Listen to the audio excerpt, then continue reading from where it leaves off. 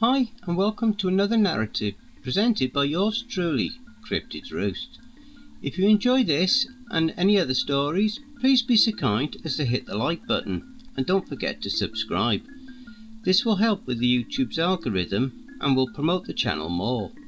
Now, even though I'm not yet monetized by YouTube, I have created some awesome merch for you guys. So please be so kind as to visit redbubble.com/people/cryptids-roost and grab yourself a t-shirt, mug, wall clock, or even a shower curtain, or whatever else grabs your fancy. The link, as always, is in the description. Oh, and thank you all for helping us to reach that first milestone of 100 subscribers. Next milestone is 500. I'm sure we can do it. Oh, and don't forget to leave a comment, maybe even tell us how you would handle the upcoming situations. So grab your coffee, sit back and enjoy the show. I explored an abandoned military experimentation facility and now speak a language that I shouldn't. This brilliant short story is written by Yashas Samtani. Reddit user lawlessapparatus. I live in one of the former Soviet republics and I run a small urban exploration YouTube channel. I post videos of my explorations of creepy abandoned places, of which there is no shortage of. For the most part, the only thing creepy about these places is that they've been abandoned and are disconnected from the rest of society. I often have to edit my videos quite a bit, add in wicked screams and sinister silhouettes to make them even remotely interesting. Last week was different. I went to visit what was allegedly an abandoned military experimentation site from the Soviet era. I had to explore it. The thought of it was euphoric. I would get more views and shares than I ever had before. I was considering bringing a friend along since this site was considerably more remote than the rest. I abandoned the thought, not wanting to waste any time in finding and preparing an accomplice. I embarked on my solo mission as I had done many times over in the past year. The desolate facility was remarkably difficult to locate, and the day had already drawn into the afternoon by the time I had managed to find it. The building was nothing spectacular to look at. If I was to describe it simply, I'd say it was a giant rectangular concrete slab with doors and windows placed in a mundane pattern. I did not begin recording until I had entered the dull grey structure. I feared that many would abandon my video right after seeing the extremely boring architecture of the building's exterior. As soon as I entered the building, I felt an uncanny feeling of dread course through my body. Chills ran through my spine and my hair stood up straight. I ignored this feeling, ever motivated by my passion for my YouTube channel. I chalked up the uneasiness to a bad case of the nerves and persisted on. A certain coldness emanated from each room and seemed to dissipate as I climbed into the higher floors of the building. The next 2 hours were uneventful to say the least. I explored the entirety of the building, ignoring the sense of unease that left the hairs on my back straight up. The building had some peculiar artifacts such as isolation cells and weird testing chamber contraptions, but nothing struck me as inherently sinister about it. I was too busy faking reactions to them and thinking of the views I would get, oblivious towards the implications of these uncanny apparatus. I was on my way out, happy to have recorded so much when I saw the padlocked door to the staircase that led downward. The sun had begun dipping below the horizon, and the sense of eeriness had only amplified. The fear I had was overpowered by the thought of making another video dedicated to the basement of this abandoned site. 2 videos for the effort of one, I thought. Taking no more time to think further, I excitedly strolled towards the metal door that nature had certainly tarnished over the years. The padlock was similarly rusted and weak. The 2 wrenches trick seemed to do the trick. It snapped off with cleanliness I hadn't expected. I felt like a mayor cutting a ribbon to a new building in the city. The elation that ran through my veins had blocked out the looming sense of dread momentarily. As the door opened, I was met with a putrid stench. I felt the atmosphere grow warm and humid.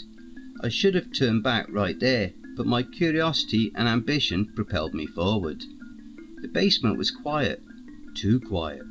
The corridors were narrow and doorways led into large rooms.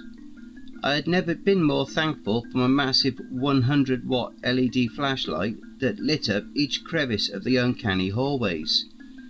As I walked into one of the rooms, I was surprised by its peculiar two-segment design. While one part of the room was an observation post, the other was a massive enclosure being overlooked by the aforementioned observation post. These observation posts were most abnormal in their architecture.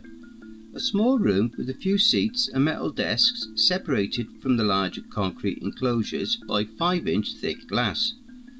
What was even more surprising was that by the larger segment of the room had no doors or windows. No way to access them by breaking the 5-inch thick glass.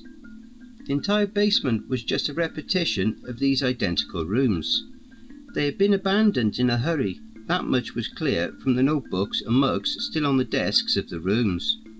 But what had they been observing? What could these empty concrete hollows have with no clear path or entry or exit have held? These questions were answered when I entered the last room in the most secluded corner of the basement. I knew something was inside from the muffled footsteps I heard.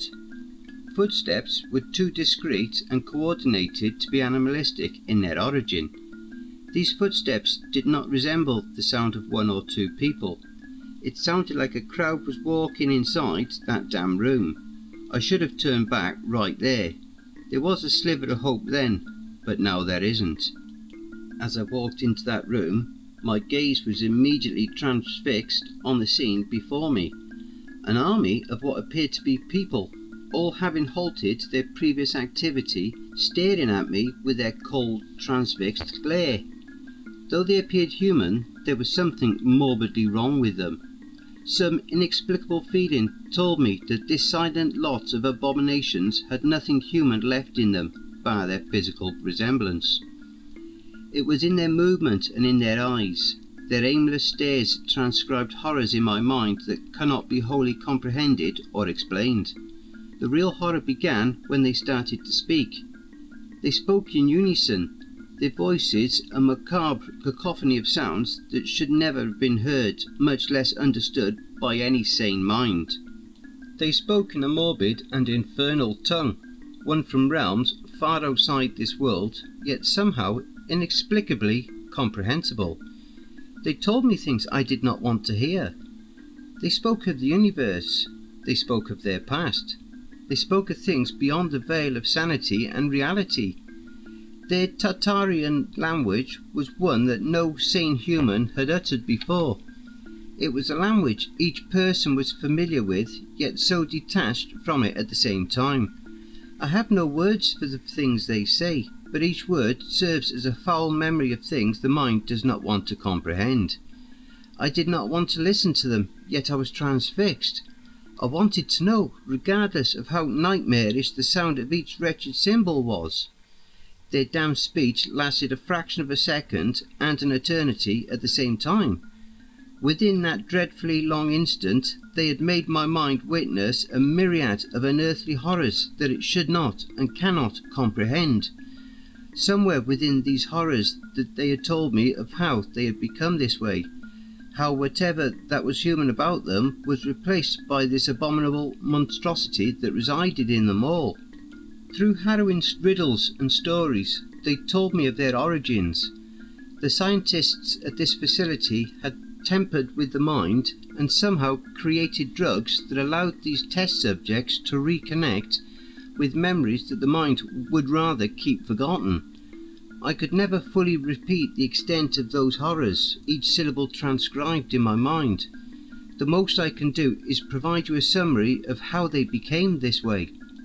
When we are very young, and when we are unconscious, our minds are not fully capable of fending against antagonistic forces that infiltrate and fester in our unconscious. When we are young, we have not yet fully developed a defence to these forces, and when we are asleep our minds must rest so that they may continue this hidden struggle against these damned forces the next day. Mother Nature protects us from these memories of terror and anguish. Mother Nature shields us from the repulsively macabre and abominable things that lie in the infinitely dark recesses of the mind. She hides away these memories in inaccessible vaults, never to be opened by the developed or fully conscious human mind. What the researchers had done here was made these damned memories accessible to the conscious mind, and had subconsciously released a darkness that no one can fully understand. I do not recall how I managed to leave that wretched place and return home in the midst of darkness and night. The unforgiving stars provided no consolation from the horrors I had beheld. In the days that followed, my feelings of fear and dread have now been replaced with one much worse: hopelessness. Not only had I been witness to horrors outside the veil of sanity, but I had exposed myself to a repugnant and contagious illness of the inner mind. Let me explain. It has been a week since I visited the facility. I have deleted all the footage I captured as to deter others from ever wishing to explore those accursed halls. This feeling of hopelessness has birthed from an urge I have been having as of late. I have begun thinking in the otherworldly tongue those abominations spoke in, not deliberately, but out of an inexplicable urge deep down within me. An urge I cannot explain. I fear it is not long before I start speaking in that infernal tongue too, before I too become an abomination out of a man. I am going to make sure I do not become one amongst those shells of human beings that now mindlessly roam that wretched hall, mumbling in a language that is becoming more and more familiar to me every day. Please do not go exploring places you shouldn't. You may just learn a new language, as I did. Wow, that was an awesome episode. Now if you enjoyed listening to this narrative, be sure to pop over to the author's Reddit profile, lawlessapparatus, and drop them a line, or even give them a glowing review. Also be sure to check out his other works at lawlessapparatus.com. Now the link to their Reddit profile and his personal website will be below in the description. Thank you for listening. If you enjoyed my narration, then please feel free to like and share the video and leave a comment below. Maybe tell us how you would handle these situations. And don't forget to hit the subscribe button and tap that notification bell and then select all. That way you'll receive all notifications each time I upload a new video. Now even though I'm not yet monetized by YouTube, I have created some awesome merch for you guys. So please be so kind as to visit www.redbubble.com/people/cryptids-roost. Grab yourself a t-shirt, mug, wall clock, or even a shower curtain, or whatever else grabs your fancy. The link for that will also be in the description. And then if you would like an honourable mention, take a snapshot of yourself with the item and I'll feature it in one of the videos. Now if you had any cryptid sightings, paranormal or supernatural encounters, or even had a creepy or terrifying situation you would like to share, have you written a CreepyPasta story that you would like me to narrate for you, you can submit your stories to cryptidsroost@gmail.com, and if you wish to remain anonymous, that's fine with me. Now I also have a Facebook group, Twitter, Reddit and Discord. If you would like to support this channel and help make it grow, my PayPal is paypal.me/cryptidsroost. Again, that link will also be below. And don't forget, where fear is, happiness is not.